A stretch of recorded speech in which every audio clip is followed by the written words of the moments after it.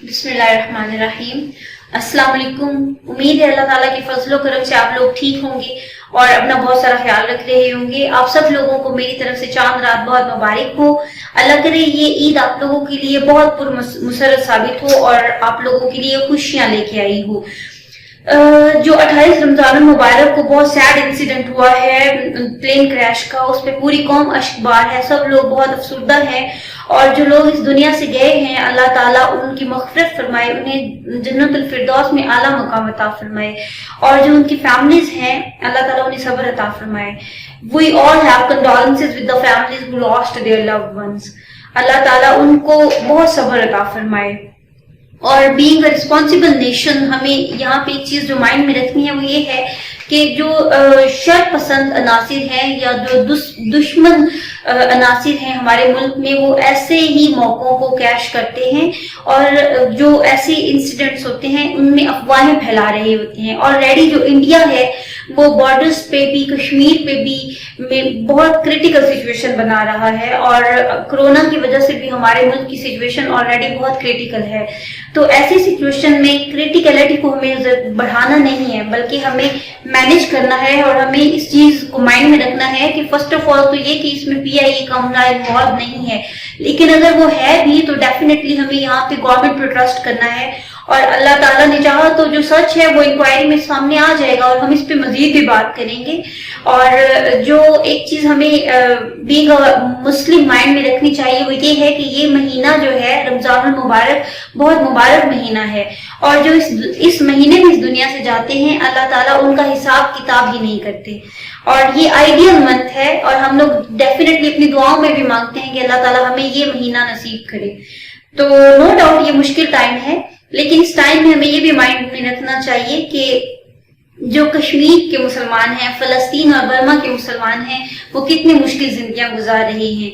हमें ऐसे वाकयात जोड़ के रख देते हैं और आप सोचिए कि वहां पे जो मुसलमान हैं जिन्हें अपनी जिंदगी तो चलो किसी को भी पता नहीं होता कि जिंदगी कितनी है, लेकिन वहां पे वो बेचारे इतनी मुश्किल में गुजर बसर कर रहे हैं अपना। ये 2 महीने का जो लॉकडाउन है इसने हमें हिला के रख दिया है, हम मेंटली फिजिकली दोनों तरह से डिस्टर्ब हो चुके हैं। लेकिन आप सोचिए कि कश्मीर के जो मुसलमान हैं वो मुसलसल लॉकडाउन में है, वो उन्हें ये भी यकीन नहीं होता कि जो उनके शोहदा हैं क्या उनकी लाशें भी उन्हें वापस मिलेंगी कि नहीं। तो ऐसी सिचुएशन में एक टाइम है, लम्हा है, फिक्रिया है हमारे लिए कि हमारे पास इतनी ब्लेसिंग्स हैं अल्लाह ताला की, इसके बावजूद भी हम नाशुक्री करते हैं।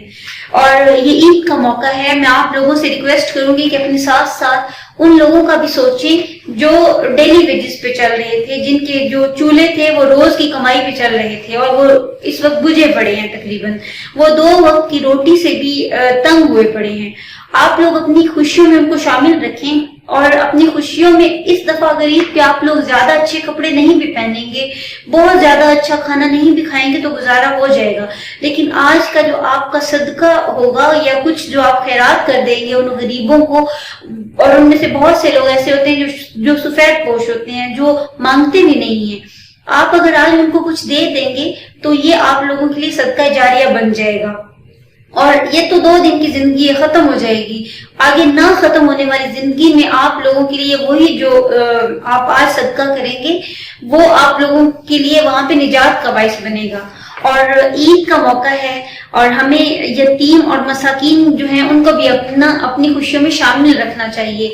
एक वाकया शेयर करूंगी कि एक दफा हजरत मोहम्मद सल्लल्लाहु अलैहि वसल्लम हजरत इमाम हसन, हजरत इमाम हुसैन और हजरत अली रजी अल्लाह ताला अन्हो के साथ ईदगाह की तरफ जा रहे थे। तो रास्ते में कुछ बच्चे जो थे वो बहुत अच्छे कपड़े पहने हुए थे उन्होंने और वो खेल रहे थे और थोड़े ही आगे एक बच्चा जो था वो रो रहा था, बहुत बिलक बिलक के रो रहा था और उसके गंदे कपड़े थे।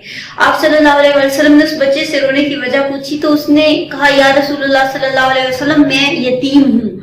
आप सल्लल्लाहु अलैहि वसल्लम उस बच्चे को अपने साथ घर ले आए। हजरत आयशा रज़ियल्लाहु ताला अन्हा से फरमाया कि इसे नहलाओ। جب حضرت عائشہ رضی اللہ تعالیٰ عنہ نے اسے نہلایا تو آپ صلی اللہ علیہ وسلم نے اسے حضرت امام حسن کے کپڑے خود پہنائے اور اس بچے سے فرمایا کہ آج سے محمد صلی اللہ علیہ وسلم تمہارے والد ہیں اور عائشہ رضی اللہ تعالیٰ عنہ جو ہیں وہ تمہاری والدہ ہیں۔ اور حضرت محمد صلی اللہ علیہ وسلم اس بچے کو عیدگاہ کی طرف لے جانے لگے تو پوچھا کہ تمہارے والد جب زندہ تھے تو تمہیں کس طرح سے عیدگاہ کی طرف لے کے جاتے تھے؟ اس بچے نے جواب دیا کہ یا رسول اللہ صلی اللہ علیہ وسلم وہ مجھے کندھوں پہ بٹھاتے تھے، قربان جاؤں میں آپ صلی اللہ علیہ وسلم کی ذات پہ۔ آپ صلی اللہ علیہ وسلم نے اس بچے کو اپنے کندھوں پہ بٹھا لیا اور عیدگاہ میں لے کے گئے۔ وہاں پہ اس بچے کو نیچے نہیں بٹھایا بلکہ اپنے ساتھ ممبر پہ بٹھایا اور فرمایا کہ جو شخص بھی یتیم بچے کے سر پہ شفقت سے ہاتھ پھیرے گا تو اس کے ہاتھ کے نیچے جتنے بال آئیں گے اللہ تعالیٰ ان بالوں کے برابر اس کے نامہ اعمال میں نیکیاں لکھے گا۔ تو ہمیں بھی آپ صلی اللہ علیہ وسلم کے اسوہ حسنہ پہ عمل کرنا چاہیے اور صراط مستقیم پہ اللہ تعالیٰ ہمیں چلنے کی توفیق دے، اور ہمیں اپنے ساتھ جو غریب ہیں، جو یتیم مساکین ہیں، انہیں بھی اپنی عید کی خوشیوں میں شامل رکھنا ہے۔